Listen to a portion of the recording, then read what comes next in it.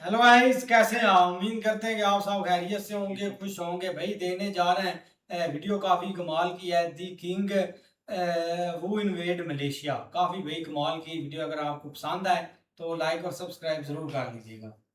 चोला साम्राज्य का इतिहास और विरासत।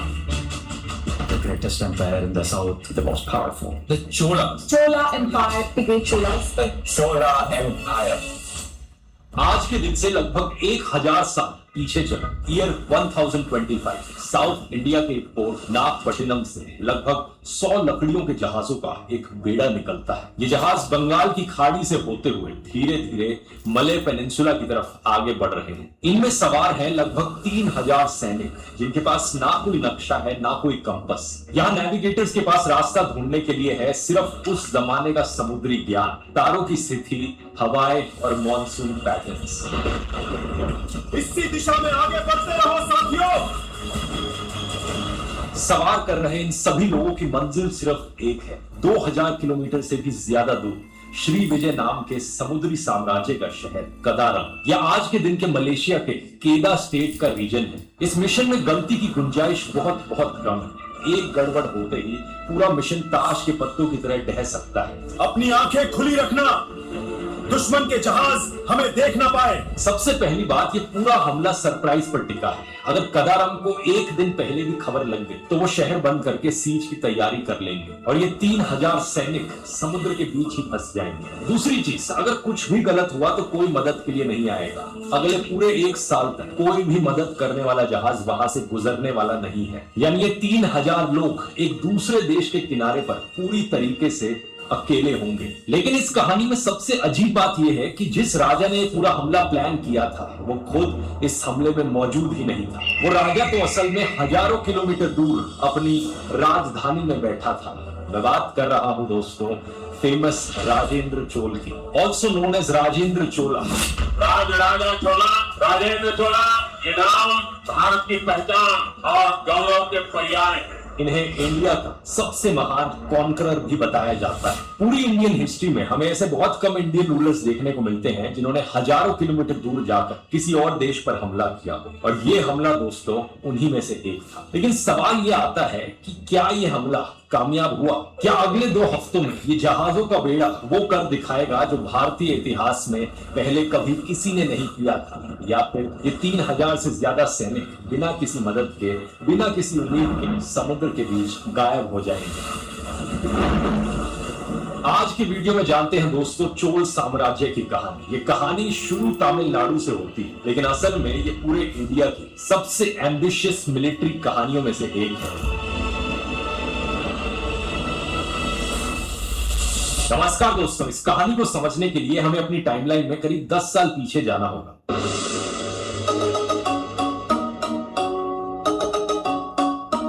चाइना के शाही दरबार में, जहां पर एक बेइज्जती ने सब कुछ बदल दिया। साल 1000 एडी के आसपास दुनिया के इस हिस्से में 3 बड़े एम्पायर्स थे। इंडिया का चोला एम्पायर जो आज के तमिलनाडु की धरती से उठा था, चाइना की सोंग डायनेस्टी, और इनके बीच में मौजूद श्री विजय एम्पायर जो मलय और सुमात्रा की पोर्ट सिटीज का एक लूज कन्फेडरेशन था। इस पूरे इलाके में जो भी ट्रेड होती थी श्री विजय एम्पायर द्वारा कंट्रोल पोर्ट से ही गुजरती थी। ये एग्जैक्टली वही इलाका है जिसे आज के समय में स्टेट ऑफ मलाक्का कहा जाता है। अब जैसा मैंने आपको ग्रेट निकोबार वाले वीडियो में भी बताया था, ये स्टेट ऑफ मलाक्का एक चोक पॉइंट है। बहुत ही नैरो सी वाटर बॉडी है जिसका सिंगापुर जैसे देश फायदा उठा सकते हैं, और उस जमाने में श्री विजय एम्पायर ने भी इसका फायदा उठाया। ये एम्पायर विदेशी जहाजों को अपने पोर्ट्स पर रुकने के लिए मजबूर करता था। ये श्री विजय का समुद्र है, यहाँ से गुजरने की कीमत हर जहाज को चुकानी पड़ती है, और जो जहाज नहीं रुकते उन्हें हमला करके डिस्ट्रॉय कर देता था।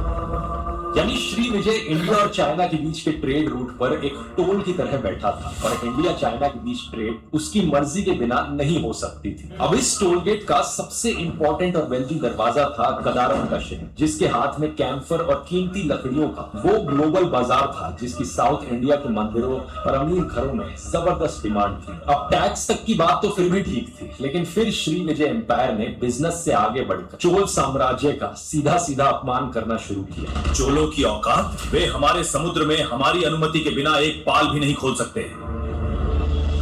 ये पूरी बात शुरू हुई साल 1015 में, जब चोला एम्पायर का पहला डेलीगेशन चाइना पहुंचा। उस वक्त कौन सा एम्पायर कितना बड़ा है, उसकी मिलिट्री स्ट्रेंथ कितनी है, इसके हिसाब से उनको दूसरे दरबारों में स्टेटस दिया जाता था। जितना बड़ा स्टेटस उतना ही ज्यादा एडवांटेज ट्रेडिंग में। चोला एम्पायर उस वक्त साउथ एशिया के सबसे बड़े एम्पायर्स में से एक था और उस हिसाब से उसका स्टेटस भी ऊंचा होना चाहिए था। लेकिन चाइना के सोंग दरबार ने उसे अपने एक छोटे सहायक राज्य के बराबर का दर्जा दिया। ये सबके लिए शॉकिंग था उस वक्त देखना, और जब पूरी बात सामने आई तो पता चला कि ऐसा श्री विजय एम्पायर के कारण हुआ था। उस वक्त चाइना के दरबार तक दक्षिण के समुद्रों की सारी खबरें श्री विजय और खासकर केदा के व्यापारी पहुंचाते थे, और उन्हीं लोगों ने चाइनीज फाइल्स में ये पहले से दर्ज करवा रखा था कि चोला एम्पायर कोई बड़ी ताकत नहीं है, बल्कि श्री विजय के अधीन एक राज्य है। यही कारण बना कि चाइना का सोंग एम्पायर चोलास को श्री विजय पर डिपेंडेंट एक छोटा मोटा एम्पायर समझने लगा, और सदर्न इंडिया के ट्रेडर्स को चाइनीज मार्केट्स में अपना सामान ढंग से नहीं बेचने दिया जाता था। जब चोला एम्पायर का एक दूत चाइना से वापस लौटा तो उसने खबर दी कि श्री विजय एम्पायर और खासकर कदारम का शहर चाइना के दरबार में ये झूठ फैला रहा है कि चोला एम्पायर असल में श्री विजय के नीचे आता है। बताया जाता है कि सम्राट राजेंद्र चोल को ये बात बहुत चुभी कि एक छोटी सी पोर्ट सिटी उन्हें अपना नौकर बता रही है। लेकिन सवाल उठा कि आखिर किया भी क्या जा सकता है। ये जो कदारम का शहर था ये समुद्र के दूसरी तरफ था, तो वहां सेना भेजकर उन्हें पनिश करना ये लगभग नामुमकिन था। भारत के इतिहास में अभी तक कोई भी राजा ऐसा नहीं कर पाया था। और बात सिर्फ नामुमकिन होने की नहीं थी, इंडियन ओशन की दुनिया का उस वक्त का एक अनरिटन रूल था कि राजा जमीन पर लड़ते हैं और समुद्र व्यापारियों का है। समुद्र पार जाकर किसी दुश्मन को सजा देना, ऐसे काम उस दुनिया में किए ही नहीं जाते थे। कोई और राजा होता तो ये छोड़ देता, लेकिन जिस राजा की एक बेइज्जती हुई थी उसके अंदर बचपन से एक ऐसी आग जल रही थी जिसे समझे बिना आप ये कहानी समझ ही नहीं सकते। किसी मशहूर पिता का बेटा होना अपने आप में बेहद मुश्किल पोजीशन होती है, और राजेंद्र चोल के पिता थे राजा चोल, पूरे साउथ इंडिया के सबसे मशहूर इंसान। राजेंद्र का पूरा जीवन इस नाम की परछाई में बीता था। राजा एक वॉरियर किंग थे जिन्होंने एक छोटे से किंगडम को साउथ इंडिया की सुपर पावर बना दिया था, और वो अपने बेटे के लिए एक नामुमकिन सा बेंचमार्क बनाकर गए थे जिसे पार करना राजेंद्र के लिए बहुत मुश्किल था। और ये इम्पॉसिबल बेंचमार्क और भी ऊंचा हो गया जब राजेंद्र को पहली बार जंग पर भेजा गया। इस जंग में राजेंद्र को अपने बारे में एक चीज पता चली कि उन्हें ये जंग का थ्रिल पसंद नहीं था। जो चीज पिता को जिंदा रखती थी वो चीज बेटे को पसंद ही नहीं थी। सालों पहले राजा को डेक्कन के चालुक्य राजाओं से हार मिली थी, जिसके बाद राजा ने कसम खाई थी कि जब तक वो चालुक्य की राजधानी मान्यखेट को जला नहीं देते वो शिकार पर नहीं जाएंगे। साल 1007 में राजेंद्र अपनी सेना लेकर चालुक्य इलाके में गहराई तक घुसे, लेकिन उनकी मुहिम मान्यखेट पहुंचने से पहले ही रोक दी गई और उन्हें खाली हाथ वापस लौटना पड़ा। साल 1012 में बूढ़े होते राजा ने राजेंद्र को वापस बुलाकर को-रूलर बना दिया, और 1014 में राजा की मौत के बाद चोल साम्राज्य की बागडोर पूरी तरह से राजेंद्र चोल के हाथों में आ गई। और फिर इसी बेटे ने, जिसे लोग कमजोर समझते थे, जिसे लोग सिर्फ पिता की परछाई के नीचे देखते थे, इसने वो काम कर दिखाया जो उसके लेजेंडरी पिता भी नहीं कर पाए थे। साल 1017 में राजेंद्र चोल की सेना वापस मान्यखेट लौटती है, लेकिन इस बार राजेंद्र खुद नहीं जाते और दरबार से ही इस हमले को कोऑर्डिनेट करते हैं। चोल सेना को सिर्फ जीतने का नहीं, शहर को जला देने का आदेश था, और चोल दरबार के कवियों ने लिखा कि ऐसी आग जली जिससे आसमान के देवता तक डर गए। मान्यखेट, जिसे 150 साल तक इंडिया की सबसे मशहूर राजधानियों में गिना जाता था, उसकी इंपीरियल शान ऐसे मिटी कि आज उसकी जगह सिर्फ कर्नाटका का एक छोटा सा कस्बा मालखेड़ बचा है। वैसे इस वीडियो में दिख रहे ये एनिमेशंस और कैरेक्टर्स अगर आपको पसंद आ रहे हैं तो मैं आपको बताना चाहूंगा ये आप भी सीख सकते हैं। इन मूवी क्वालिटी एनिमेशंस के पीछे एआई की ताकत है। ज्यादातर लोग एआई को सिर्फ चैट जीपीटी जैसी एप्स में इस्तेमाल करते हैं, लेकिन मैं आपको एआई मास्टर क्लास में एआई से वीडियोस बनाना है। अब अपने टॉपिक पर वापस आते हैं। अपनी राजधानी तंजावुर में जश्न के बीच राजेंद्र ने ऐलान किया कि उनके पिता की अधूरी कसम अब पूरी हो चुकी है। फिर इन्होंने लंका की तरफ रुख किया। राजेंद्र चोल ने श्रीलंका के राजा के पास सेना के साथ डिप्लोमैट्स भेजे और एक ऑफर रखा। पुरानी दुश्मनी भूलकर हमारे अधीन आ जाओ। लंका के राजा ने मान्यखेट का दृश्य देखकर झुकना स्वीकार किया। हालांकि श्रीलंका के अपने हिस्टोरिकल रिकॉर्ड्स जैसे कुलावामसा इस दौर को एक सख्त मिलिट्री कैंपेन के तौर पर याद करते हैं, लेकिन इस बात में कोई शक नहीं था कि श्रीलंका भी चोल साम्राज्य का हिस्सा बन जाता है। अगले कुछ सालों में राजेंद्र की सेना पांड्या और चेरा इलाकों पर अपनी पकड़ और मजबूत करती है और मालदीव और लक्षद्वीप जैसे आइलैंड टेरिटरीज पर भी कंट्रोल पक्का किया जाता है। इस पॉइंट तक आते आते राजेंद्र चोल सही मायनों में साउथ इंडिया के राजाओं के राजा बन चुके थे। लेकिन यहीं पर राजेंद्र चोल की एक और साइड भी सामने आती है, उनकी रूथलेसनेस। उन्होंने श्रीलंका में खुद का एक चोल राजा बिठाने के लिए लंका के राजा को कैद कर लिया। वही राजा जो उन पर भरोसा करके उनके सामने झुके थे। इनकी 12 साल बाद जेल में ही मौत हो जाती है और इनकी पत्नी और बेटी को महल की सेवा में लगा दिया जाता है। ये उस दौर की कड़वी सच्चाई है, कोई अनयूजुअल चीज नहीं है, क्योंकि उस जमाने में दुनिया का हर एक एम्पायर, लगभग हर एक राजा इसी तरीके से बिहेव करता था। इसके बाद दूसरी जगहों पर राजेंद्र चोल ने अपने बेटों को राजा के तौर पर बैठा दिया। साल 1020 तक आते आते राजेंद्र चोल जमीन पर अजय थे, लेकिन दिक्कत ये थी कि कदारम जमीन पर नहीं था। कदारम तक पहुंचने के लिए चाहिए थे करीब 100 समुद्री जहाज, हजारों टन चावल और वो नेविगेटर्स जो बिना नक्शे के 2000 किलोमीटर दूर पार करा सके। इसके अलावा जासूसों का एक ऐसा नेटवर्क जो बताए कि कदारम के अंदर क्या चल रहा, और ये सब कुछ राजेंद्र के पास नहीं था। लेकिन कुछ लोग थे जिनके पास एग्जैक्टली यही सब था, मर्चेंट ग्रुप्स। राजेंद्र चोल और मर्चेंट ग्रुप्स दोनों को ही एक दूसरे की जरूरत थी। उस वक्त के सबसे बड़े मर्चेंट ग्रुप का नाम था 500। अब ये नाम सुनकर आपको लगेगा कि ये 500 लोगों का कोई छोटा सा ग्रुप होगा, लेकिन असलियत ये थी कि ये 500 हजारों मेंबर्स वाली फ्रेंचाइजीज का एक पूरा नेटवर्क था जो एक ही ब्रांड नेम के नीचे काम करते थे। इनका कोई सीईओ नहीं था, ना ही कोई हेड ऑफिस था, लेकिन इनके मेंबर्स ब्राह्मण से लेकर अमीर किसान तक, सुनार से लेकर प्रोफेशनल वॉरियर्स तक थे। ये एक बहुत पावरफुल ग्रुप था जिसके पास अपने मर्सनरीज तक थे। एक हिस्टोरिकल इंस्क्रिप्शन के मुताबिक जब किसी ने 500 के एक मेंबर का मर्डर कर दिया तो उन्होंने एक मर्सनरी भेजा जिसने मर्डर करने वाले के पूरे परिवार को खत्म कर दिया। इस ग्रुप ने उसे एनिमी चेजर की उपाधि दी, ठीक वैसे ही दी जैसे कोई राजा अपने लोगों को देता है। समुद्र में भी ये ट्रेडर्स पुराने खिलाड़ी थे।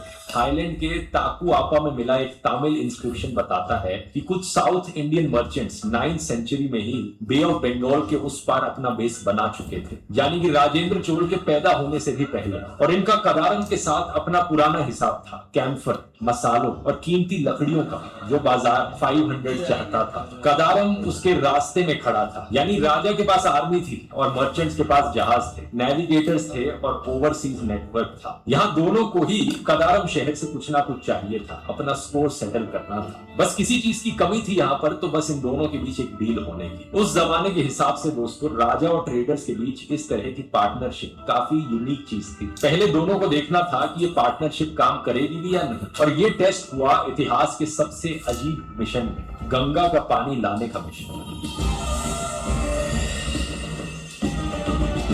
पुराने जमाने के सबसे बड़े राजाओं के राजा यानी राष्ट्रकूट राजा गंगा के मैदानों पर हमला करके गंगा का पवित्र पानी लाते थे और उससे अपनी नदियों और साम्राज्य को पवित्र करते थे। अब इस पॉइंट तक राजेंद्र चोल साउथ इंडिया में राजाओं के राजा बन चुके थे, लेकिन अभी भी सभी ने उनका रूल स्वीकार नहीं किया था। उनकी नजर में इसका एक ही समाधान था कि धार्मिक रूप से भी राजाओं का राजा बनना, रिलीजन का इस्तेमाल करना अपने आप को एम्परर घोषित करने के लिए। इसी कारण से राजेंद्र ने फैसला लिया कि हम एक नया विशाल मंदिर और एक नई राजधानी बनाएंगे और उसे पवित्र करने के लिए गंगा का पानी लाया जाएगा।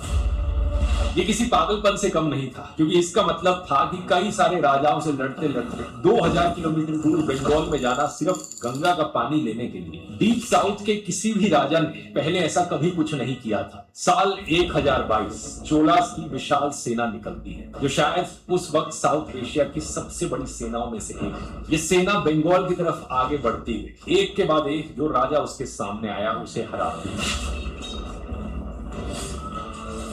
और आखिर बंगाल तक पहुंच गई, जहां के पाल राजा को हराकर सैनिकों ने उसके हाथियों और खजाने पर कब्जा कर लिया। इस पूरी कैंपेन का धार्मिक मकसद अपनी जगह पूरी तरह से असली था, लेकिन इसके अंदर ही अंदर एक और हिडन चीज भी टेस्ट करी जा रही थी। हजारों सैनिकों की इस सेना को हर दिन सैकड़ों टन खाना चाहिए था, तो स्ट्रैटेजी बनाई गई कि आर्मी समुद्र के किनारे किनारे चलेगी और समुद्र में 500 जैसे मर्चेंट ग्रुप्स के जहाजों के बेड़े होंगे। इन जहाजों पर खाना और सप्लाईज होंगी जो ये आर्मी तक पहुंचाते रहेंगे। चोल सेना की जीत के बाद बंगाल से मिट्टी के घड़ों में गंगा का पानी भरकर साउथ इंडिया लाया गया, जहां गोदावरी नदी के किनारे हाथियों और झंडों की कतारों के बीच राजेंद्र चोल खड़े थे। युद्ध में हारे हुए बंदी राजाओं के हाथों से गंगा का पवित्र पानी राजेंद्र चोल के हाथों में डाला गया। इसके बाद कावेरी डेल्टा के उत्तर में एक केनाल काटकर गंगा का पवित्र पानी इसमें डाल दिया गया और यहाँ बसा दोस्तों एक नया शहर, गंगईकोंड चोलपुरम। इसकी ट्रांसलेशन है उस चोल का शहर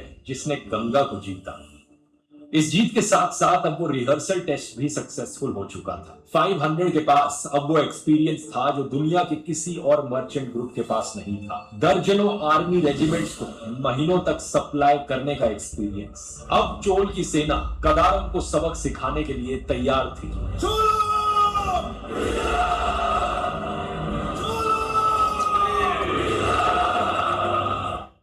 साल 1024 राजेंद्र चोल और 500 ने मिलकर वो प्लान बनाया जिसे किसी भी मेडिवल इंडियन राजा का सबसे बड़ा और सबसे रिस्की प्लान कहा जा सकता है। 500 के जहाज चोला सैनिकों को कदारम तक ले जाएंगे, सैनिक हमला करेंगे और उसके बाद बने पॉलिटिकल वैक्यूम का फायदा उठाकर 500 वहां अपना बिजनेस जमाएंगे। इस पार्टनरशिप में बहुत से हिस्टोरियंस को करीब 600 साल बाद आने वाली ईस्ट इंडिया कंपनी की झलक दिखती है। हिस्टोरियन अनिरुद्ध कनिसेट्टी अपनी किताब लॉर्ड्स ऑफ अर्थ एंड सी में लिखते हैं कि इंडियन ओशन के किसी और राजा के पास ना ऐसी इमेजिनेशन थी, ना ऐसे जनरल्स, ना ऐसे ट्रूप्स और ना ही मर्चेंट्स के साथ ऐसी पार्टनरशिप कि वो ऐसा कुछ करने की सोच भी सकते हैं। उनके मुताबिक ऐसा कॉम्बिनेशन इंडिया के इतिहास में फिर कभी नहीं बना। जनवरी 1025 जहाजों का बेड़ा तैयार होकर कदारम पर हमले के लिए निकलता है। ये जहाज पहले नागपट्टिनम पोर्ट से लंका पहुंचते हैं, फिर वहां से ईस्ट की तरफ टर्न लेते हैं और वहां से खुले समुद्र में 12 से 15 दिन सफर करके मले पेनिनसुला पहुंचते हैं। अगर इन जहाजों में से एक भी रास्ता भटक जाता तो हमले का सरप्राइज एलिमेंट खत्म हो जाता, लेकिन एक भी जहाज रास्ता नहीं भटका। बिना नक्शे और कंपास के ये सिर्फ एक ही चीज से मुमकिन था, तमिल नेविगेटर्स का पीढ़ियों से जमा हुआ समुद्री ज्ञान, तारे, हवाएं और मॉनसून पैटर्न्स। ये ज्ञान किताबों में नहीं था, इंसानों की मेमोरी में रहता था और आज उसका कोई लिखित रिकॉर्ड नहीं बचा है। 2 हफ्ते से ज्यादा तक ये जहाज समुद्र की लहरों से लड़ते हुए आगे बढ़ते रहे और फिर एक दिन इन्हें दूर से एक पहाड़ दिखाई दिया, माउंट जेराई। वही पहाड़ जिसके नीचे कदारम शहर बसा हुआ था। शहर के दरवाजे जवाहरात से जगमगा रहे थे। जहाजों के यहाँ पहुंचते ही छोटी छोटी नावें पानी में उतारी गई और हजारों सैनिकों ने लूटपाट, मारना और तबाही करना शुरू कर दिया। कदारम के राजा संग्राम विजयतुंग वर्मन को एहसास भी नहीं हुआ कि उनकी जिंदगी का सबसे बुरा दिन आ चुका है। वो अपनी हाथी की सेना के साथ बाहर निकले, लेकिन तभी उन पर भालों और तीरों की बौछार होने लगी। वो नीचे गिर पड़े और उन्हें पकड़ लिया गया। इसके बाद शहर के मशहूर जवाहरात जड़े दरवाजों को उखाड़ कर इंडिया भेज दिया गया ताकि राजेंद्र चोल उन्हें पब्लिकली डिस्प्ले कर सके। लेकिन चोल सेना ने सिर्फ कदारम पर हमला नहीं किया, मले पेनिनसुला और सुमात्रा की 12 पोर्ट सिटीज पर भी हमला किया गया। श्री विजय एम्पायर की capital city Palembang, modern day Thailand और म्यांमार के कुछ हिस्सों के पोर्ट्स, इन सब पर चोल सेना ने हमला करके उन्हें लूटा। मकसद था श्री विजय की ताकत और साख को तोड़ देना और वो टूट गई। पालेमबांग की कहानी सबसे ड्रामेटिक है। ये शहर इतना अमीर था कि इसकी नदी में रहने वाले सरपंच देवताओं को रोज सोना चढ़ाया जाता था, लेकिन कदारम के गिरते ही इसकी साख ऐसी गिरी कि दोबारा कभी नहीं उठ पाया। पूरा श्री विजय कॉन्फेडरेशन बिखरने लगा। अगले 100 साल तक साउथ ईस्ट एशिया के समुद्रों पर किसी एक ताकत का राज नहीं रहा। सोचकर देखो, ये सुनने में कितना अनबिलीवेबल लगता है। सिर्फ 3000 सैनिकों ने समुद्र पार करके 1 दर्जन से ज्यादा शहर जीत लिए और हमेशा की तरह इस हमले को प्लान करने वाले राजेंद्र चोल हजारों किलोमीटर दूर अपने महल में बैठे रहे और फिर अपना काम खत्म करके ये जहाज लूट का सामान लेकर वापस लौट आए। इनका मिशन सिर्फ कामयाब ही नहीं हुआ, ये परफेक्टली प्लान के अनुसार चला। अब राजेंद्र चोल के कदारम पर हमले की एक दूसरी वजह भी दी जाती है। Historian G.W. स्पेंसर कहते हैं ये ट्रेड वॉर नहीं, ये पॉलिटिक्स ऑफ प्लंडर यानी लूट की राजनीति जो चोला साउथ इंडिया और श्रीलंका में बहुत समय पहले से कर रहे थे। हिस्टोरियन अनिरुद्ध कनिसेट्टी इसके पीछे राजेंद्र का दूसरा इंटेंट भी बताते हैं। उनके मुताबिक राजेंद्र साउथ इंडिया के सबसे शक्तिशाली रूलर थे, लेकिन उन्हें पता था कि वो अपने पड़ोसियों चालुक्यास, पांड्यास और चेरास को कभी भी पूरी तरह से ओवर पावर नहीं कर सकते। ऐसे में कदारम पर हमला और गंगा का पानी लाने जैसे अभियानों की उनके लिए एक सिंबॉलिक वैल्यू थी। उनका मानना था कि ये मिशन मिलिट्री और सिंबॉलिक बिना किसी विवाद के उन्हें किंग ऑफ किंग्स के तौर पर स्थापित करेंगे। इसके बाद ही था कि राजेंद्र चोल को तमिलनाडु में एक लेजिटिमेट एम्परर के तौर पर देखा जाने लगा। अब सवाल आता है कि इस राजाओं के राजा का शासन असल में था कैसे? इसका जवाब वो नहीं है दोस्तों जो आप एक्सपेक्ट कर रहे हो, क्योंकि असल में चोला गांव बहुत हद तक ऑटोनोमस थे। इस किंगडम के गांव ज्यादातर काम अपना खुद से मैनेज करते थे और उन्हें राजा के दखल की जरूरत ही नहीं थी। गांव में इलेक्टेड काउंसिल्स होती थी जिन्हें कूड़ा बोलई यानी बैलेट पॉट सिस्टम से चुना जाता था। इस सिस्टम में ताड़ के पत्तों पर कैंडिडेट्स के नाम लिखकर एक घड़े में डाल दिए जाते थे और फिर एक बच्चा सबके सामने घड़े से एक पत्ता निकालता था और इस पर जिसका भी नाम होता वो काउंसिल का मेंबर बन जाता। इसके मायने समझ रहे हो दोस्तों? आज से 1000 साल पहले चोला गांव में बैलेट से इलेक्शंस हो रही हैं। इसे क्रूड डेमोक्रेसी कहा जा सकता है। यह डेमोक्रेसी का एक अर्ली फॉर्म यूरोप के ज्यादातर हिस्सों से सदियों पहले देखा गया और इसी के जरिए ये गांव अपने आप चलते थे और राजा अपने कामों में डूबा रह सकता था। इसके अलावा चोलाज ने एक तरह की टेंपल इकोनॉमी भी शुरू करी, जैसे राजा का बनाया हुआ थांजावुर का मंदिर। ये एक public works and welfare ministry की तरह भी काम करता था। यहाँ बुनकरों को लोन दिया जाता था, सूखे इलाकों में रहने वाले चरवाहों को पशु दिए जाते थे और इरिगेशन सिस्टम में इन्वेस्ट किया जाता था। मंदिरों के जरिए चोलाज ने एक बहुत सोफिस्टिकेटेड इकोनॉमिक सिस्टम खड़ा कर दिया था। अब दोस्तों साल 1020 के आखिर में आते आते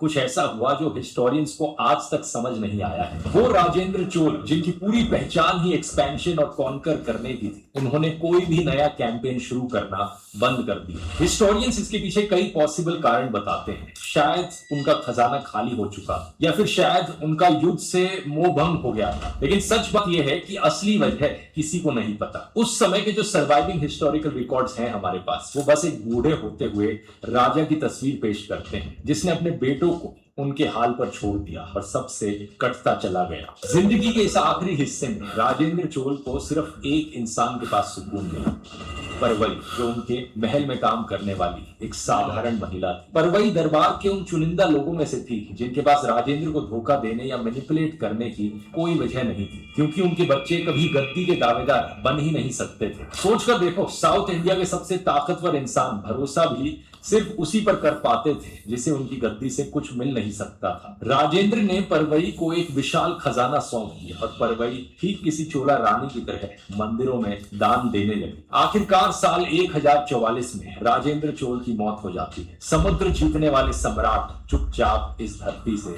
चल बसते हैं, लेकिन उनकी 500 के ग्रुप से बनाई गई डील अभी भी जिंदा थी और अब वो डील अपने आप आगे बढ़ रही थी, बिना किसी राजा के ऑर्डर के, बिना किसी एम्पायर की परमिशन के। कदारम हमले के बाद इन मर्चेंट ग्रुप्स ने सुमात्रा में अपने फोर्टिफाइड पोर्ट्स बना ली, जहां वो जहाजों से फीस लेने लगे। इसके 100 साल बाद ये म्यांमार और थाईलैंड तक फैल गए और जावा में टैक्स कलेक्टर्स का काम करने लगे। धीरे धीरे मर्चेंट ग्रुप्स बेहद पावरफुल बन गए और चोल एम्पायर के अंदर एक अमीर रूलिंग क्लास बन गई। अब यकीन नहीं करोगे दोस्तों कि यही मर्चेंट ग्रुप्स अंत में चोला एम्पायर के पतन का कारण बने। हिस्टोरियन अनिरुद्ध कनिसेट्टी लिखते हैं कि चोल एम्पायर को किसी बाहरी दुश्मन ने नहीं मारा, बल्कि अमीर होती इस रूलिंग क्लास ने धीरे धीरे टैक्स देना बंद कर दिया और चोला एम्पायर को कंगाल करके उसके अंत की नींव इसी ने रखी। इन मर्चेंट ग्रुप्स को जब दूसरे राजाओं में ज्यादा फायदा दिखा तो इन्होंने चोल राजाओं को अपने हाल पर छोड़कर दूसरे राजाओं के साथ हाथ मिला लिया। धीरे धीरे चोला एम्पायर का पतन होता रहा और 1070s में राजेंद्र चोल की सीधी मेल लाइन खत्म हो गई और एम्पायर धीरे धीरे सिकुड़ता चला गया। साल 1246 AD चोल नाम इस्तेमाल करने वाला आखिरी राजा गद्दी पर बैठा, पर इनका नाम भी राजेंद्र था, राजेंद्र द थर्ड। कई सालों तक इस अकेले आदमी ने बिखरते एम्पायर को अपने दम पर रोके रखा, लेकिन आखिर में पांड्या सेना ने राजधानी गंगईकोंड चोलपुरम पर हमला करके महल को खत्म कर दिया। इस इलाके के मंदिरों ने भी अपने डॉक्यूमेंट्स पर पांड्या राजाओं के साल लिखने शुरू कर दिए, जैसे कि चोला तो कभी था ही नहीं। यही कारण है कि आज के दिन किसी को नहीं पता कि आखिरी चोल राजा राजेंद्र की मौत कब और कैसे हुई। सन 1025 की उस लड़ाई का असली विजेता राजेंद्र चोल नहीं था, ना ही उनका एम्पायर। असली विजेता तो एक कॉर्पोरेशन था। राजा का वंश खत्म हो गया, एम्पायर मिट गया, लेकिन जिस बिजनेस को उस हमले ने समुद्र पार पहुंचाया वो सदियों तक चलता रहा। आज सैकड़ों साल बाद भी मलय लेजेंड्स में राजा चुलान की कहानियां हैं, जिसे हिस्टोरियंस राजेंद्र चोल से जोड़ते हैं। इन कहानियों के मुताबिक ये राजा चुलान समुद्र के नीचे से उड़ने वाले घोड़े पर सवार होकर आया था। हिस्टोरिकल रिकॉर्ड साल 1279 एडी पर आकर अचानक से गायब हो जाते हैं, एकदम से इसके बाद खत्म से हो जाते हैं। तो इसीलिए आज के दिन इस साल को ऑफिशियल एंड डेट कंसिडर किया जाता है चोला एम्पायर की। लेकिन जानते हो क्या, 500 जैसे मर्चेंट कॉर्पोरेशंस करीब 1000 साल तक चले, यानी ईस्ट इंडिया कंपनी से भी ज्यादा लंबे। ईस्ट इंडिया कंपनी के आने से करीब 600 साल पहले इंडिया ये एक्सपेरिमेंट करके देख चुका था कि जब स्टेट और कॉर्पोरेशन मिलकर जंग करते हैं तो आखिरी हंसी हमेशा कॉर्पोरेशन की होती है। यही चीज दोस्तों आगे जाकर कारण बनती है ईस्ट इंडिया कंपनी के सक्सेस के पीछे। नहीं तो ये सोचने में भी अनइमेजिनेबल लगता है कि एक कंपनी ने आखिर पूरे देश पर कैसे कब्जा कर लिया। इतनी ही खौफनाक होती है एक ताकतवर कॉर्पोरेशन की पावर। अब अगर ये आप जानना चाहते हो तो इस पर मैंने पूरा डिटेल्ड वीडियो बनाया है, कैसे ईस्ट इंडिया कंपनी ने राजाओं को एक दूसरे के साथ लड़वाया और इंडिया पर कब्जा किया। यहाँ क्लिक करके जान सकते हो, और यहाँ क्लिक करके AI मास्टर क्लास को ज्वाइन करना मत भूलना। ये सारे एनिमेशन जो आपने इस वीडियो में देखे ऐसे ये यार बहुत कमाल की वीडियो थी और स्टोरी, लेकिन है भाई देखा जाए ना तो एक चोला एम्पायर है बहुत एक स्ट्रॉन्ग एम्पायर होता था, क्योंकि इसमें बहुत ऐसे वॉरियर और ऐसे राजा निकले थे जिन्होंने भाई बहुत कुछ एक बनाया भी था। लेकिन तब भाई अगर बात करें ना तो ये मतलब कि एक राजा बहुत ज्यादा एक टाइम लेता था, मतलब कि अभी चोला एम्पायर था वो भाई ईस्ट इंडिया कंपनी से भी ज्यादा टाइम उन्होंने मतलब कि एक राज किया, तो वो एक अपने दम पर करते थे। लेकिन जब भी भाई हम एक हिस्ट्री पर वीडियोस बनाते हैं ना, खास करके चाहे वो हिंदू राजा हो या कुछ एम्पायर के साथ चीजें जुड़ी होती है, तो उसमें भाई उन्होंने एक चीजें जोड़कर काफी रखी हुई थी। अब मतलब कि उनका एक चोला एम्पायर जो था ना, इसमें एक सिस्टम बहुत एक स्ट्रॉन्ग था। और भाई मुझे तो बिलीव ही नहीं हो रहा था कि मतलब कि राजा तो इधर था, लेकिन भाई सेना ने जाकर उधर हमला भी कर दिया और उधर से सारी चीजें भाई 3-4 शहर तबाह कर दिए भी आ गए थे, जो कि बहुत स्ट्रॉन्ग थे मलेशिया तक। और ऐसे नहीं मतलब कि बोलते कि जहाँ ये इंडोनेशिया और मलेशिया इधर भाई जो एक तजारत स्टार्ट हुई थी ना, पहले यही मतलब कि सीन हुआ था स्टार्ट। ये हिंदू राजा उधर गए थे और उन्होंने जाकर तजारत वगैरह सारी चीजें एक स्टार्ट की थी। बाकी अगर चोला एम्पायर पर आ जाए ना तो भाई ऐसे नहीं मतलब कि आप अगर इस जो खिता है ना इसकी अगर आप जो भी हिस्ट्री उठाकर देखते हैं ना, तो इसमें भाई आपको जो भी ऊपर से लोग आते थे एक लूटने आते थे, क्योंकि भाई इधर चीजें ही बहुत थी, मतलब कि सोने की चिड़िया बोला जाता था इस खिते को। तो वो सही बात थी भाई, जो भी एक हिंदू राजा होते थे ना उनके पास धन दौलत होते ही बहुत था, सोना चांदी। ये तो मुझे लगता है कि एक शरेआम था, मतलब कि एक बहुत ज्यादा। बाकी जो हिंदू मंदिर बनते थे उसमें भी वो काफी सोना लगाते थे, इसलिए जो भी एक लुटेरे आते थे भाई इस चीज को मतलब कि टारगेट करते थे। बाकी अगर बात करें ना एक मौर्य एम्पायर है तो वो काफी कमाल का था। आगे चाणक्य आ जाता है तो काफी मतलब कि ना ये एक लाइन चलती रहती है। वीडियो यार वाकई बड़ी कमाल किया है, इतनी कमाल की डिटेलिंग के साथ उस बंदे ने भाई वीडियो बनाई है। बाकी आप ये देख लें कि जो भी अंपायर गिरा है ना, वो जब अपनों ने साथ छोड़ा है ना, तभी वो उनका ना भाई बेड़ा गर्क होता है। देख लें कि पहले कितनी देर उन्होंने राज किया है। जब उनके वो 5000 जो थे वो क्या कहते हैं उनको, वो जब उनसे साइड पे हुए हैं उसी टाइम उनका भाई राज्य खत्म हो गया। आखिरी जो राजा बचा था उसके साथ इतना बुरा हुआ कि उसको बचाया, उसका पता ही नहीं चला कि मरा कब और गया कहाँ पे। बाकी आप देख लेंगे उन्होंने कितना सफर तय किया, कितनी प्लानिंग के साथ वो वहां पे गए और 3-4 राज्य जो है ना वहां पे उनको भाई वो खत्म करके आया और अपना जो है ना पावर वहां पे दिखाई कि हमारे पास कितनी पावर है। और चाइना जो पहले बात असल जो शुरू हुई थी ना इससे हुई थी कि इनको भाई चोला जो थे ना इनको कहते थे कि ये तो छोटे मोटे से राजा हैं, ये तो आपके नीचे काम करते हैं, इनको क्या आपने इज्जत देनी है। पर वो बंदा इरिटेट हुआ इस चीज से। देख लो कि उस बंदे ने उन तीनों राज्यों को ना खत्म करके उनके ऊपर अपना कब्जा कर लिया, सिर्फ एक इस चीज की वजह से कि इस बंदे ने हमें छोटा मोटा राजा क्यों बोला है। बिल्कुल यार, एक चोला अंपायर के ऊपर जो एक वीडियो बनाई है ना सर ने, वो भाई कमाल कर दिया कि एक ये देख ले राजेंद्र चोला, उनके पास एक काफ़ी ज़्यादा पावर थी, या एक राजा जो उनके एक पिता है ना, उन्होंने तो पूरे साउथ के जो राजा है ना उनमें से सबसे ज़्यादा जो पावरफुल राजा थे ना वो वही हैं।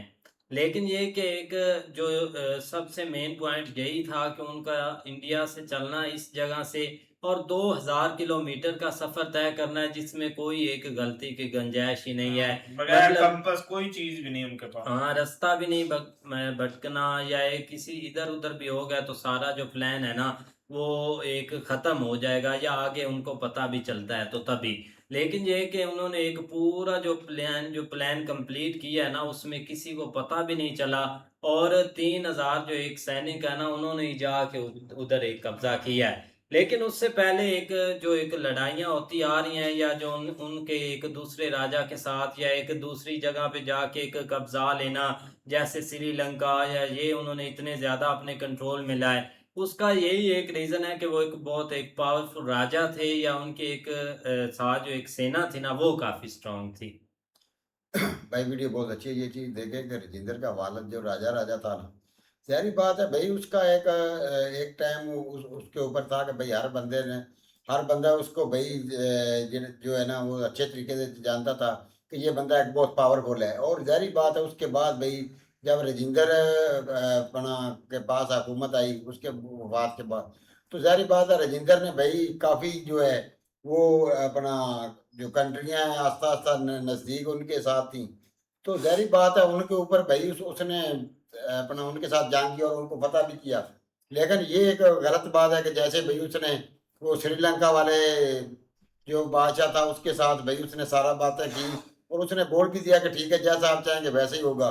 लेकिन उसके बाद उसको भाई बंदी बनाना और उसके घर वालों को भाई जो है वो अपना अपना मंदा अपना जो उनका महल है उसके भाई उनको अपना देखभाल के लिए रखना, ये चीज़ें गलत हैं। उसके बाद भाई उन्होंने जो वो 2000 किलोमीटर का सफ़र जो समुद्र में तय करना था, उसके लिए ज़ाहिर बात है भाई उनको ये भी डर था कि भाई अगली हुकूमत को अगर पता चल गया तो ज़ाहिर बात है ये बंदे जो समुद्र के रास्ते से 2000 जा रहा है इनका भाई पता भी नहीं चलेगा और ना इनको कहीं आगे पीछे जाने की अपना ये दरमियान में ये कोई मसला बन गया तो ज़ाहिर बात है ये दरमियान में मारे जाएंगे। लेकिन उन्होंने फिर भी एक रिस्क लिया है और वो 500 बंदों का जो एक जिनके पास भी वो नक्शे के मुताबिक हर चीज़ थी, तो ज़ाहिर बात है जब उनको साथ जोड़ा तो भाई वो इनका सफ़र जो था वो क्लियर हुआ। और जैसे ही भाई उन्होंने वो उस जगह को फतह किया तो वहाँ पर ये चीज़ देखें कि भाई बाकी कोई किसी चीज़ को लूट ले तो वो भाई मुजरम होते हैं क्योंकि उन्होंने लूटना होता है।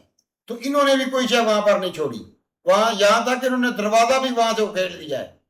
बाकी लोग अगर किसी पर हमला करे तो वो मुजरम होते हैं, वो लूटने के लिए जाते हैं, वो भूखे होते हैं।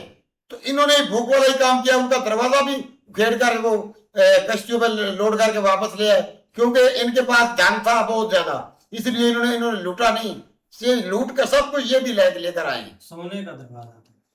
इस तरह भाई वीडियो काफ़ी अच्छी है और भाई ने जो तफसील के साथ एक वीडियो बताई है कि ये देखे कि चहल अंपायर जो है ना भाई कितनी मेहनत जो की है इधर भाई पहुंचने थी करे यहाँ दिख भाई चहल ही और क्या है चोला अंपायर। चोला अंपायर जी अच्छा, पर और ही को नाम रख लेते।